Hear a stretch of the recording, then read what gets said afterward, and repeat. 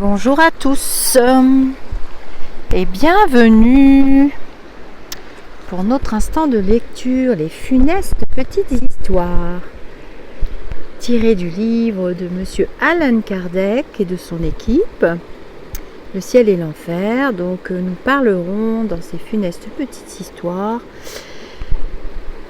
du départ volontaire. J'ai choisi de changer le nom pour ne pas avoir de soucis de censure et autres.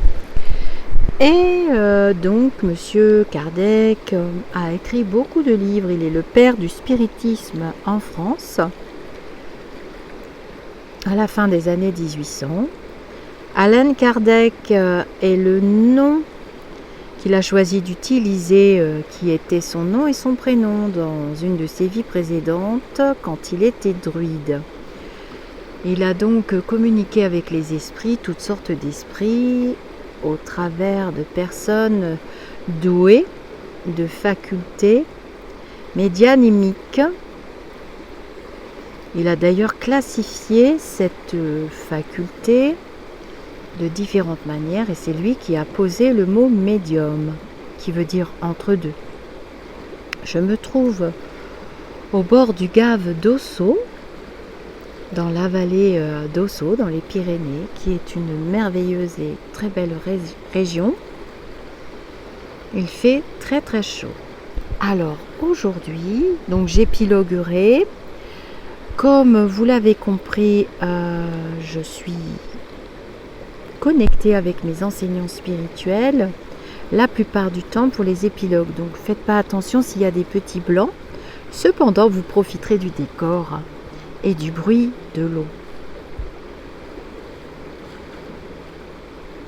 Nous allons lire une ou deux histoires, je ne sais pas encore, c'est pas moi qui décide tout le temps.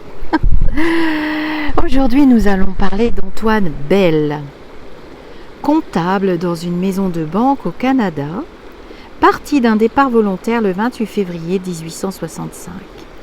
Un de nos correspondants, docteur en médecine et pharmacien dans la même ville, nous a donné sur son compte les renseignements suivants. Je connaissais Bell depuis plus de 20 ans. C'était un homme inoffensif et père d'une nombreuse famille. Il y a quelque temps, il s'était imaginé avoir acheté du poison chez moi et qu'il s'en était servi en empoisonnant quelqu'un. Il était bien souvent venu me supplier de lui dire à quelle époque je le lui avais vendu. Et il se livrait alors à des transports terribles. Il perdait le sommeil, s'accusait, se frappait la poitrine. Sa famille était dans une anxiété continuelle. De 4 heures du soir jusqu'à 9 heures du matin, moment où il se rendait à la maison de banque, où il tenait ses livres d'une manière très régulière sans jamais commettre une seule erreur. Il avait coutume de dire qu'un être qu'il sentait en lui faisait tenir sa comptabilité avec ordre et régularité. Au moment où il semblait être convaincu de l'absurdité de ses pensées, il s'écriait « Non, non, non, non, non, vous voulez me tromper. Je me souviens, cela est vrai. » Antoine Bell a été évoqué à Paris le 17 avril 1865 sur la demande de son ami. Petit 1. Donc, je vous explique quand même pour ceux qui arrivent ou même tous les autres, pourquoi pas.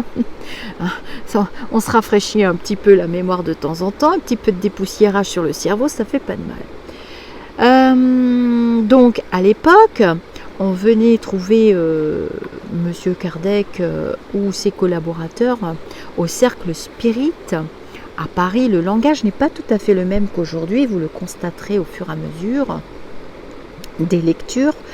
Et on venait le trouver et on pouvait demander une évocation de tel ou tel esprit, on expliquait. Voilà. Les médiums qu'utilisait monsieur... Je mets le mot utiliser, mais n'y voyez pas là méchanceté. Il utilisait donc des médiums dont il avait entièrement confiance, en lesquels il avait entièrement confiance. Et voilà. Donc petit 1, évocation d'Antoine. Réponse. Que me voulez-vous ? Me faire subir un interrogatoire? C'est inutile, j'avouerai tout. Petit 2. Il est loin de notre pensée de vouloir vous tourmenter par d'indiscrètes questions. Nous désirons seulement savoir quelle est votre position dans le monde où vous êtes et si nous pouvons vous être utiles. Réponse d'Antoine. Ah, si vous le pouviez, je vous en serais bien reconnaissant. J'ai horreur de mon crime et je suis bien malheureux. Petit 3. Nos prières, nous en avons l'espoir, adouciront vos peines. Vous nous paraissez du reste dans de bonnes conditions. Le repentir est en vous et c'est déjà un commencement de réhabilitation. Dieu, qui est infiniment miséricordieux, a toujours pitié du pécheur repentant. Priez avec nous. Ici, on dit la prière pour les personnes parties volontairement qui se trouvent dans l'Évangile selon le spiritisme. Je fais un petit aparté. Donc ça, c'est un livre. J'ai fait un instant de lecture déjà. Vous avez les playlists. Et dans la playlist Monsieur Kardec, je vais aller voir si elle est à jour d'ailleurs. J'ai commencé à mettre la prière des médiums, je crois, dans l'Évangile selon le spiritisme. C'est un livre qui a été écrit avec Monsieur Kardec et je ne sais plus qui. Il ne l'a pas écrit tout seul par contre. Donc c'est des prières qui ont été transmises par les esprits au travers donc des médiums et qui ont été retranscrites et mises dans un recueil. C'est recueil de prières spirites. Voilà, c'est ça le livre. Alors je continue. Maintenant, voudriez-vous nous dire de quel crime vous vous reconnaissez coupable? Il vous sera tenu compte de cet aveu fait avec humilité. Réponse d'Antoine. Laissez-moi d'abord vous remercier de l'espérance que vous venez de faire naître en mon cœur. Hélas, il y a bien longtemps déjà, je vivais dans une ville dont la mer du Midi baignait les murailles. J'aimais une jeune et belle enfant qui répondait à mon amour. Mais j'étais pauvre et je fus repoussé par sa famille. Elle m'annonça qu'elle allait épouser le fils d'un négociant dont le commerce s'étendait au-delà des deux mers, et je fus éconduit. Fou de douleur, je résolus de m'ôter la vie, après avoir assouvi ma vengeance en assassinant mon rival abhorré. Les moyens violents me répugnaient pourtant. Je frissonnais à l'idée de ce crime, mais ma jalousie l'emporta. La veille du jour où ma bien-aimée devait être à lui, il mourut empoisonné par mes soins, trouvant ce moyen plus facile. Ainsi s'expliquent ces réminiscences du passé. Oui, j'ai déjà vécu, et il faut que je revive encore. Oh mon Dieu, ayez pitié de ma faiblesse et de mes larmes. Petit 4. Nous déplorons ce malheur qui a retardé votre avancement, et nous vous plaignons sincèrement. Mais puisque vous vous repentez, Dieu aura pitié de vous. Dites-nous, je vous prie, si vous mîtes à exécution votre projet de départ volontaire. Réponse d'Antoine. Non, non, non. J'avoue à ma honte que l'espoir revint dans mon cœur. Je voulais jouir du prix de mon crime, mais mes remords me trahirent. J'expiais par le dernier supplice ce moment d'égarement. Je fus pendu. Petit 5. Aviez-vous conscience de cette mauvaise action dans vos dernières existences? Réponse d'Antoine. Dans les dernières années de ma vie seulement. Et voici comment. J'étais bon par nature.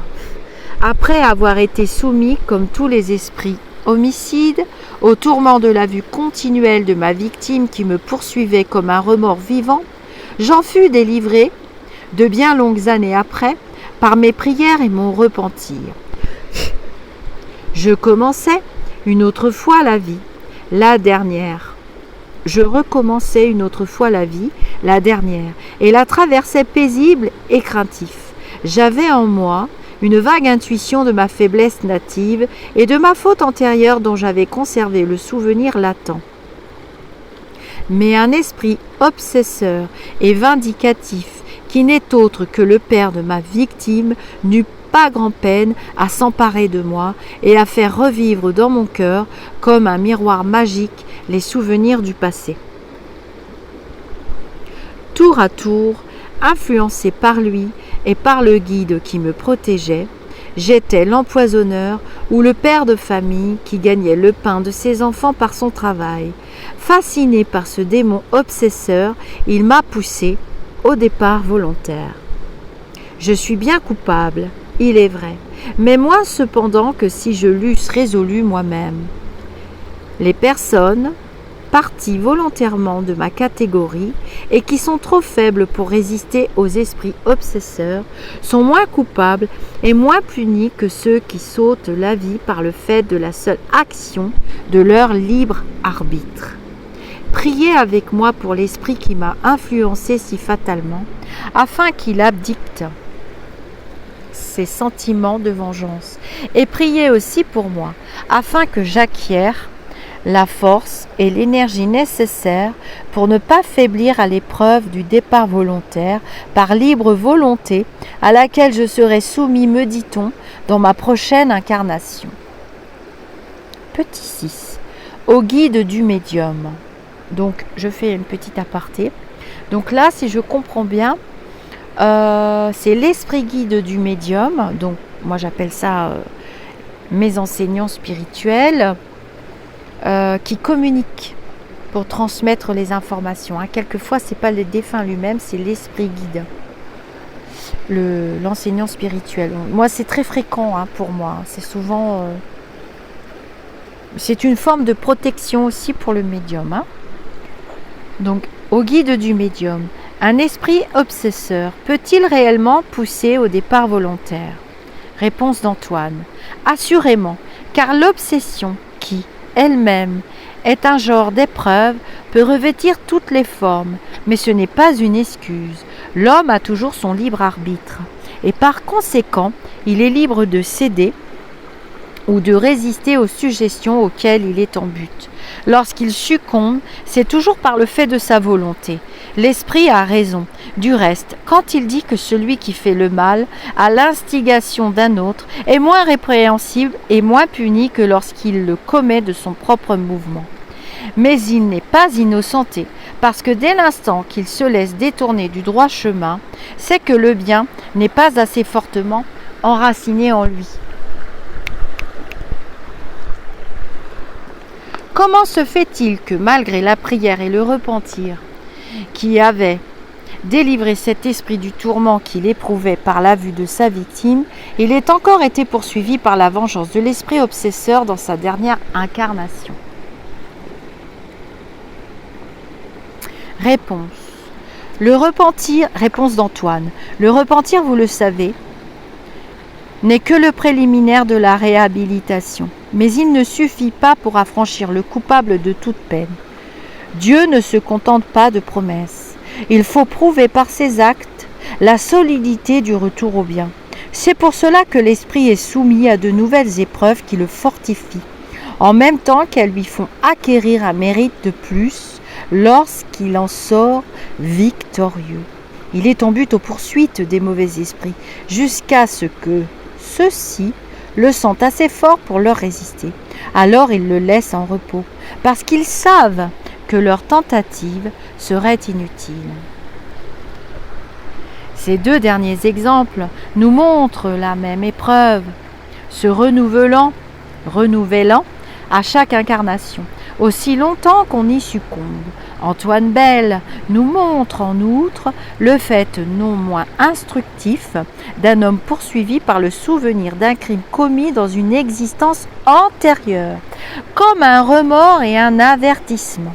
Nous voyons par là que toutes les existences sont solidaires les unes des autres. La justice et la bonté de Dieu éclatent dans la faculté qu'il laisse à l'homme de s'améliorer graduellement, sans jamais lui fermer la porte du rachat de ses fautes. Le coupable est puni par sa faute même, et la punition, au lieu d'être une vengeance de Dieu, est le moyen employé pour le faire progresser. Alors on va faire une petite pause ensemble. Voilà. Alors, dans ce genre de lecture, je ne sais pas si je l'ai dit au début, enfin je le répète souvent à chaque petite vidéo de nos petites histoires funestes, nos petites funestes histoires, il y a une forte connotation religieuse. Mais en remettant au goût du jour des initiations que j'ai reçues et des lectures que j'ai pu faire un peu dépoussiérées du dogme des religions aussi. D'ailleurs, de toute façon, dans toutes les religions, on retrouve des traces plus ou moins fortes ou puissantes des communications de toute façon avec les esprits. Ne serait-ce que lorsqu'on vous parle de l'Esprit Saint. Bon, de nos jours, il y en a qui diront l'univers, l'énergie de vie, bref, vous l'appelez comme vous voulez. Bon, à l'époque, il fallait quand même des références et on se référait entre autres à la religion qu'on connaissait, ce qui est le cas pour Monsieur Kardec. Alors c'est quand même étonnant parce qu'il était quand même druide dans une incarnation précédente, donc j'imagine de culture celtique aussi. Il a eu accès à sa précédente vie. Donc je vous disais que vous constaterez que les petites lectures ont vraiment une empreinte religieuse. Et forcément, de par la culture des médiums utilisés en plein Paris, j'imagine fortement catholique. Pour l'instant, dans toutes les lectures que j'ai étudiées de M. Kardec ou d'autres médiums, parce que je lis beaucoup, et des enseignements que j'ai reçus de mes propres enseignants spirituels, de mes guides, ou de mes profs, comme dirait Coralie Nella, mon amie médium. On peut se faire des amis, oui, c'est possible, quand on est vraiment très évolué, parce que sinon, c'est pas possible, ça veut dire qu'on est dans l'ego. Bref, des initiations que j'ai reçues,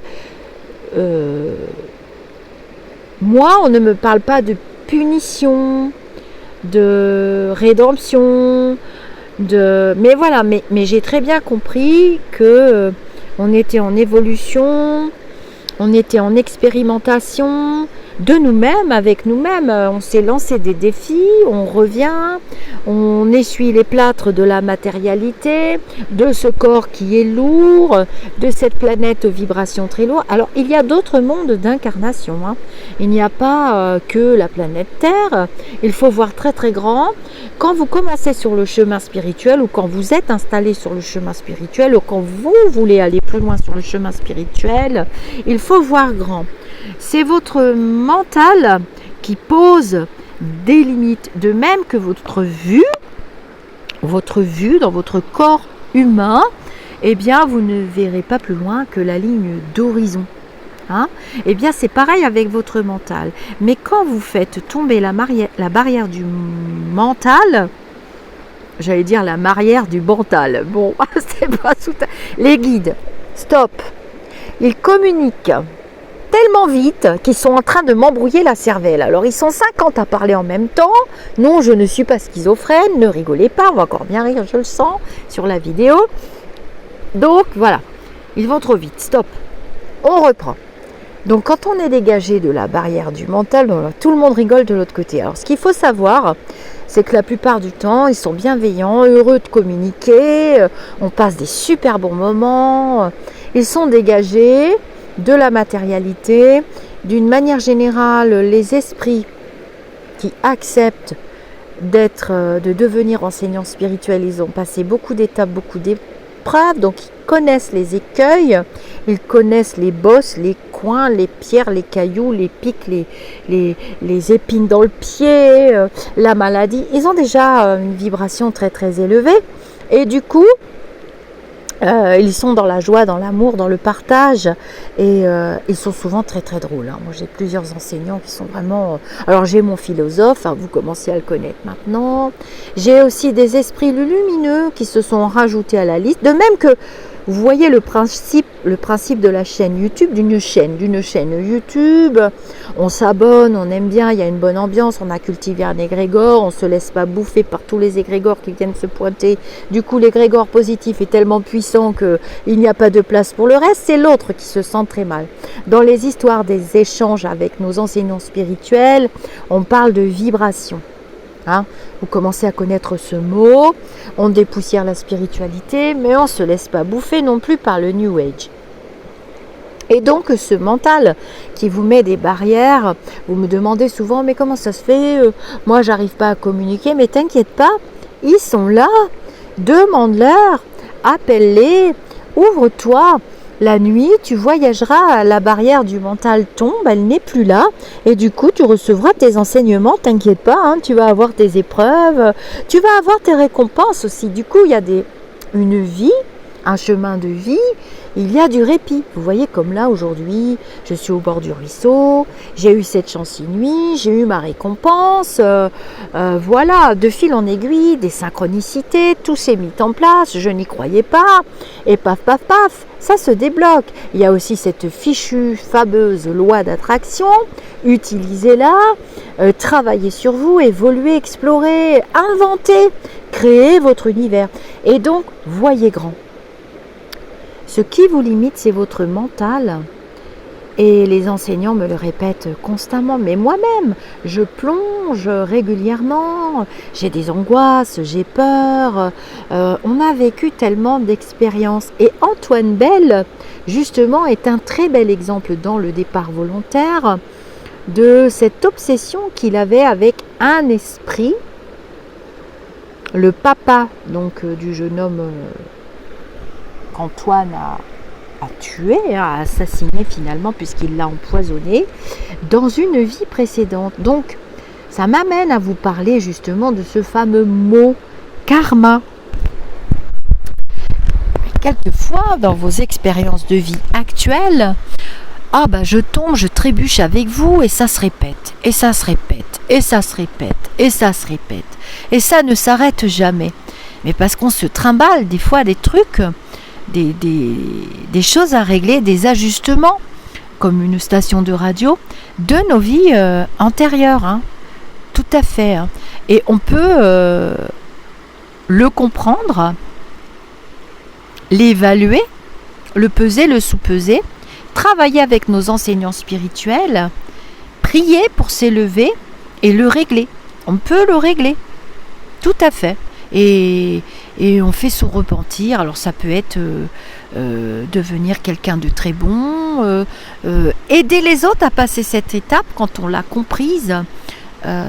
On est là pour s'entraider, on est là pour évoluer. Et c'est d'ailleurs la mission d'un médium. Et c'est à ça qu'on les reconnaît aussi, à cette lumière intense, à cette... on se dit, tiens, oh là là, il dégage quelque chose. Il ou elle est solaire. On se sent tout de suite bien, on se sent attiré. Il n'y a pas de faux. Un médium, ça ne ment pas. Alors souvent, les hommes qui sont médiums peuvent paraître très bourrus, hein, quelquefois, ou trop gentils. Mais la gentillesse, au bout d'un moment, ils la mettent de côté parce que on doit se protéger. Hein. On doit se protéger, on est quand même dans la matérialité, il faut aussi gagner son pain, être honnête, être dans des équipes, on va reparler de la loi du Tao, hein, aussi, de la Haute-Se, voilà.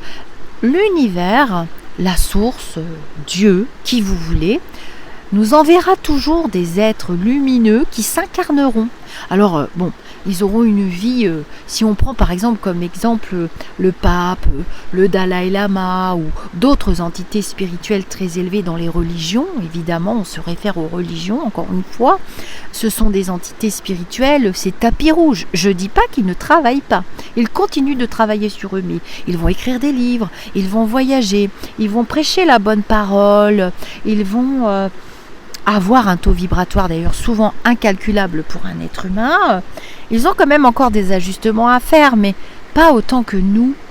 Pas autant que nous. Enfin, quand je dis nous, c'est nous, moi je me mets au même niveau que tout le monde. Hein. J'ai mes épreuves et tout. Et pour avoir beaucoup exploré et discuté avec des médiums incarnés, je mets le mot médium pour le langage humain, hein, parce que dans le langage avec les lumineux, ce mot n'existe pas, mais Allan Kardec a posé des mots, a fait une nomenclature, un lexique que je vous ferai en vidéo. Ça sera assez long, je pense qu'il faudra plusieurs vidéos. On met des mots, parce que sinon l'esprit, le filtre du mental ne comprend pas. Mais on a tous cette possibilité Mais on va pas tous devenir la Castafiore. Hein. Bah, la Castafiore, quoique non. Il m'envoie ce mot-là. Parce qu'il voit, il est galé.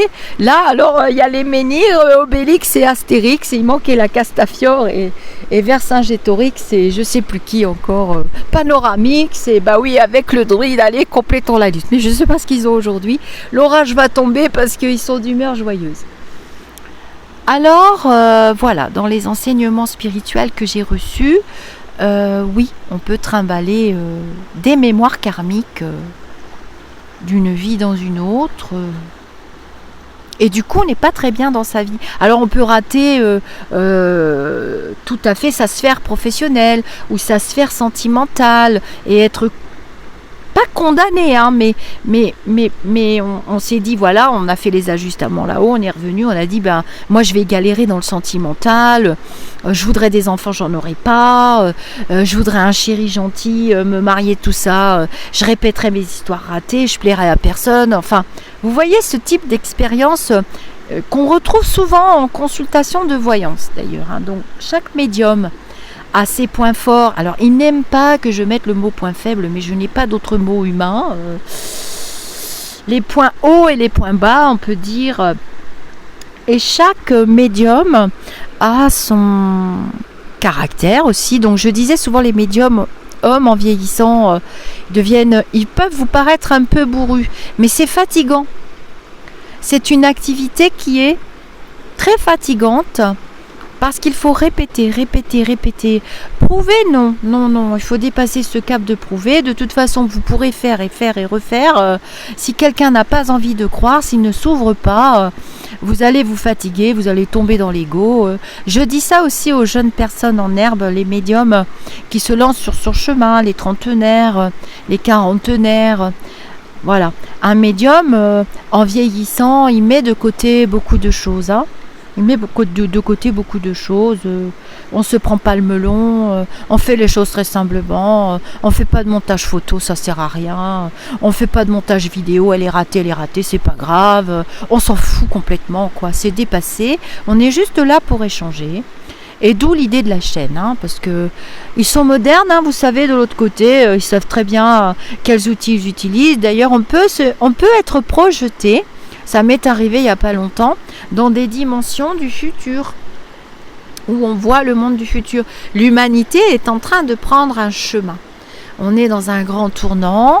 L'épreuve du virus est une épreuve qui n'est pas pire que celle de 39-45, qui n'est pas pire que 14-18, qui n'est pas pire que les grandes pandémies qu'on a eues. Alors 14-18, ils ont quand même eu la grippe espagnole, malheureusement, plus une période de froid glacial emporté, qui n'est pas pire que les guerres de religion, où il y a eu des milliers de morts, qui n'est pas pire que les guerres. Voilà, l'humanité est en évolution, mes enseignants spirituels m'ont bien dit de vous le redire, de vous retransmettre ce genre de message, étant donné que voilà, maintenant il y a ces médias. Alors, ils aiment beaucoup la technologie, d'où l'idée de la chaîne, avec les commentaires ouverts, le partage, l'échange. Des fois je me trompe, vous me rattrapez la date. Voilà, on échange, on partage, on se rattrape. Si c'est pas bienveillant, on supprime, on arrête. C'est direct, on ne se prend plus la tête. Les modératrices font ça très très bien d'ailleurs. Je les félicite et je le remercie toujours. Toujours pratiquer la gratitude. Je sais que c'est compliqué quand on traverse une expérience épouvantable, qu'on a perdu des êtres chers, qu'on est séparés, qu'on ne se voit plus, qu'on ne s'entend plus, on n'a pas la certitude qu'on va de l'autre côté, toujours ce mental qui nous discute, qui nous parle, qui dit mais tu parles, c'est des conneries, elle raconte n'importe quoi, elle est givrée, elle est complètement schizophrène, bonne à interner, bon à interner aussi, hein, des hommes médiums, j'en ai connu d'excellents qui ont arrêté, qui vivent en mode ours, qui deviennent presque des ours. Ils sont fatigués des humains. Les humains sont fatigants de toute façon. Ça c'est clair, c'est net et précis.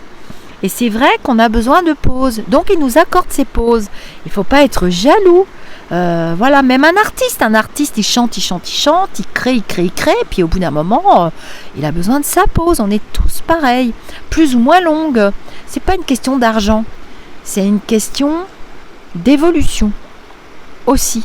Donc, ils vont mettre tout en place autour de nous pour qu'on puisse continuer notre mission.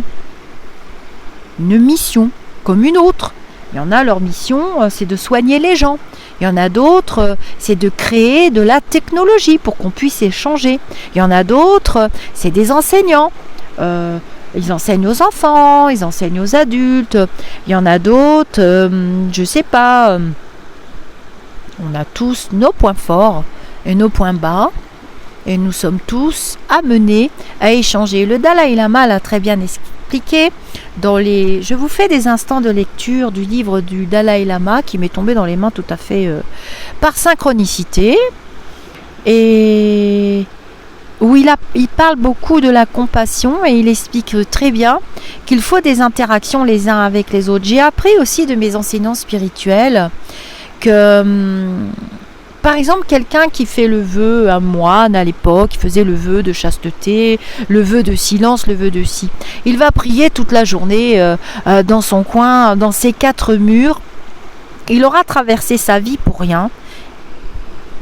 Il n'y a eu aucune évolution, ça sert à rien du tout. Alors moi, je peux vous dire qu'ils ont été catégoriques sur ce sujet. C'est pas en restant replié sur soi, en se disant je fais pas de mal, je fais pas de bien, et je reste dans ma grotte et je fais rien d'autre. Ça marche pas, ça. Vous utilisez une existence pour rien. Ça marche pas. Il faut vraiment aller au devant de vos expériences, vous frotter aux uns les autres et échanger. Et quelquefois ça fait pas plaisir, c'est vrai. Et quelquefois ça fait très très plaisir. Alors, on aime mieux, comme l'a dit notre druide, recevoir des honneurs que de se prendre des coups de pied aux fesses. Cependant, se prendre des coups de pied aux fesses, ça permet d'avancer et d'aller dans une direction ou dans une autre. Vous voyez, quelquefois, il y a ça aussi. Par exemple, on nous a envoyé cet homme très éveillé. Alors oui, je vous disais, parce que là, il me ramène dans le sujet, puis après, je vais clore. J'ai toujours peur que ce soit trop long, et vous me dites que c'est jamais trop long. Alors, c'est génial. En fait, ils me disent souvent, mes enseignants, que la meilleure manière de reconnaître une personne bienveillante et vraiment médium incarné, c'est une personne qui, même si l'expérience qui se situe sur votre chemin est épouvantable, elle est difficile, il doit vous tenir la main. On ne va pas prendre de l'argent comme ça, puis après c'est terminé. Non, c'est pas comme ça que ça marche. On doit vous tenir la main et c'est vous, à un moment donné. Alors, je ne parle pas des vampires psychologiques. C'est vous qui allez commencer à vous sentir bien, à vous dire et à juste dire merci. Alors, vous remerciez moi ou un autre médium ou autre, une autre personne, pas forcément un médium, et vous partez faire votre vie. De temps en temps, vous revenez faire un petit coucou. Et voilà, vous êtes enfin sur le chemin, vous revenez de temps en temps faire les bons vœux ou annoncer des naissances. Là, j'ai eu une jeune femme dernièrement qui a eu un parcours extrêmement difficile avant la trentaine. Mais quand je vous dis difficile, c'est même pas pour vous dire épouvantable. Je pourrais faire une histoire de médium d'ailleurs si elle veut bien. Et moi, ça me fait plaisir quand on revient. Oh tu sais, t'avais raison, je me suis mariée, voilà, j'ai eu des enfants, je vais bien, j'ai un job, je continue. Alors je lui dis, prie, continue, prie. Et puis si toi t'as réussi, montre le chemin à l'autre. Donne-lui de l'espoir, montre-lui le tunnel, les gouttes qui vont lui tomber dessus, l'orage qu'il va affronter, mais dis-lui, mais regarde, là, il y a la lumière. Si c'est trop catégoriquement sale, le message, si c'est trop catégoriquement moche, si le médium vous paraît cultiver un égrégore négatif, qu'il parle trop de lui, qu'il est trop dans le faut pas faire ci. D'abord, on ne peut pas vous dire faut pas faire ci. On vous dit je te conseille de. Voilà, je te conseille de. Et puis si je reçois l'information en temps voulu que tu peux le faire ou que je peux le faire, fais-le. C'est comme ça que ça marche. Les esprits qui se communiquent à nous, les lumineux, ne sont jamais catégoriques. ils nous disent, mais attends, t'as le choix. Tu peux en faire une montagne, mais tu peux en faire un tapis rouge, une expérience. Hein? Quand on parle du coco, du pass, de la vax, c'est pas la peine d'en faire un chou gras, un plat, des tas d'émissions complètement dégueu, ça sert à rien. Ce qu'il faut aller voir, c'est derrière. Et qu'est-ce qui se passe? Qu'est-ce qu'on comprend? Et pourquoi on n'avance pas? On est tous agglutinés là, à vouloir tous... non, ça marche pas. C'est là pour notre évolution aussi, donc... on soutient l'autre, celui qui passe pas le truc, on lui dit pas ouais moi je le fais pas, ouais non nanani nanana, bah si t'es un peu manipulé on va te le dire, si voilà là-haut ça déconne, Riri, Foufi, Loulou font le chambardement dans la chambre à coucher, bah on va te le dire aussi. Ils sont là pour vous protéger, ils sont là pour vous enseigner, ils sont là pour vous guider, on est là pour ça. Mais si vous sentez que la lumière n'est pas vraiment allumée chez la nana ou le mec, n'y allez pas. Hein, parce qu'après, vous revenez vers nous et puis vous nous dites « Oui, je suis pas bien. Il a dit que, elle a dit, il a dit, on a dit. Ça fait trop là. Hein, stop, attends. Explique-moi ce que tu as fait, où tu as été. Bah, j'ai regardé la télé 50 fois par jour, j'ai vu la médium Athènes, l'autre elle a tiré les cartes, l'autre il a dit que... Ah bah, tu t'es sali le mental, hein. Donc si tu as envie de te rouler dans la boue tous les jours, c'est ton problème. Faut pas venir toutes les 2 minutes non plus. Donc voilà, la vie est un voyage constant. Nous sommes dans un univers qui évolue constamment. On va pas user le soleil, les planètes elles vont continuer de tourner. Tout a une fin, même ta propre vie. Mais tu recommenceras dans un autre monde. Il y a d'autres mondes, il y a d'autres vibrations, c'est comme un étage, un millefeuille, il y a 1000 vies, 1000 sortes d'existence, on n'a pas toujours des corps physiques. Ce corps physique que vous avez, ce véhicule, il est adapté à ce monde, mais vous en aurez d'autres hein, dans d'autres mondes, et puis que de temps en temps vous redevenez pur esprit, et vous aussi vous communiquez avec ceux qui sont ici.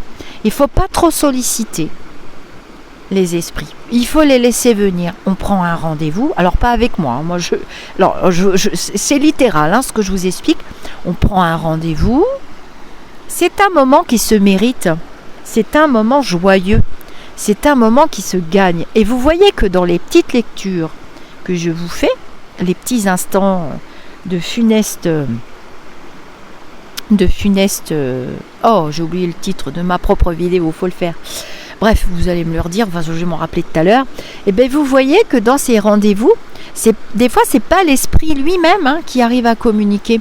Quelquefois, c'est les esprits qui communiquaient avec le médium. Donc, il y avait Éraste, il y avait Saint-Simon, il y en avait d'autres. Hein. Et quelquefois, c'est pas l'esprit lui-même.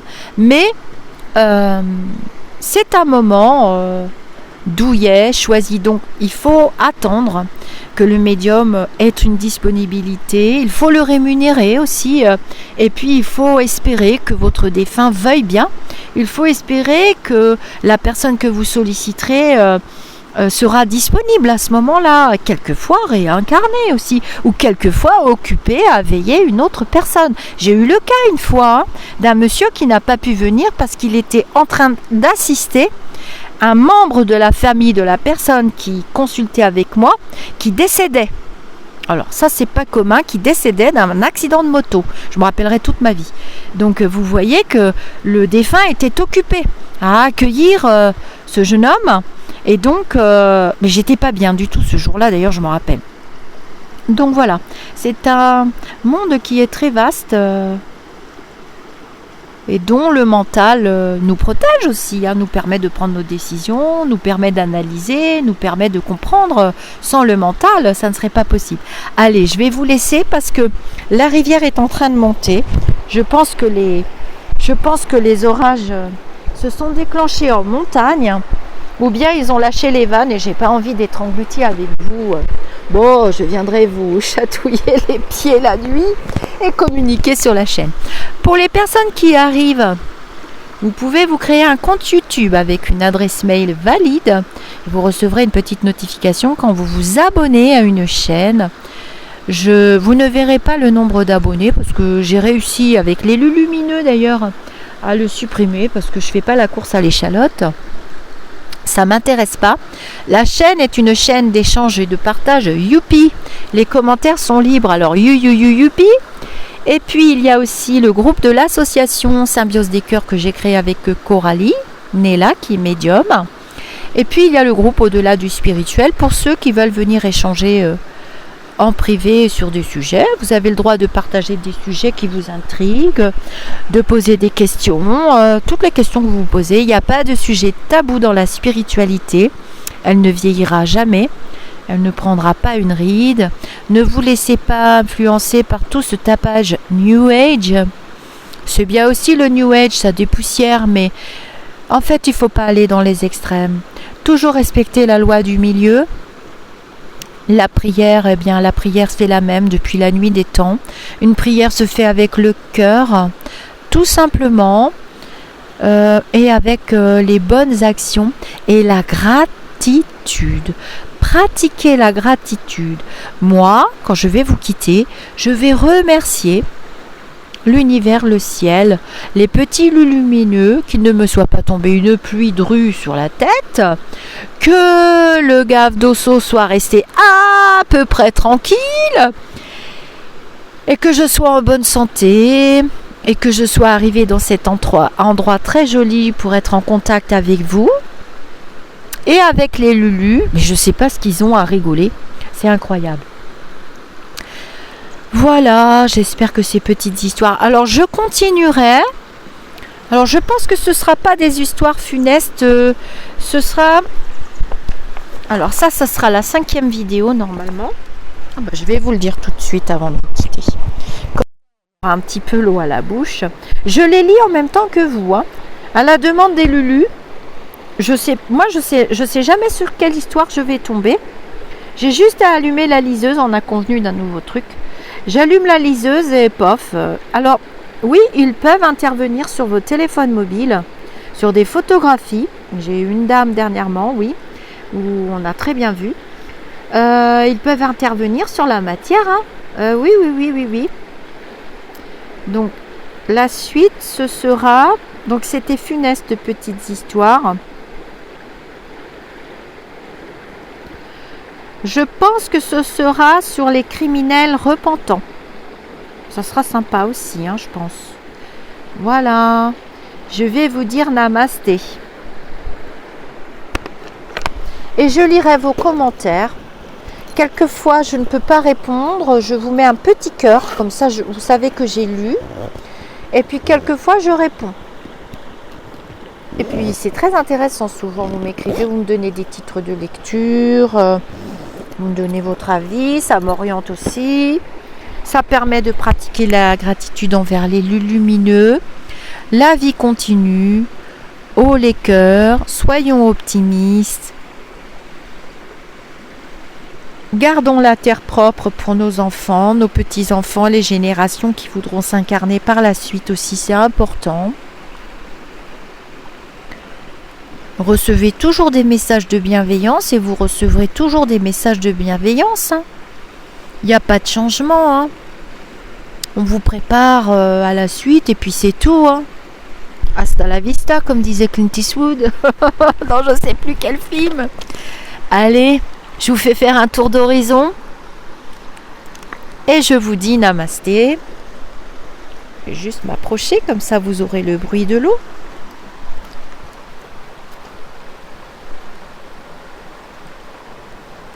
Donc on voit qu'elle grossit au fur et à mesure. Elle était toute petite tout à l'heure. Je ne vais pas te filmer parce que il y a des gens et on voit qu'elle grossit.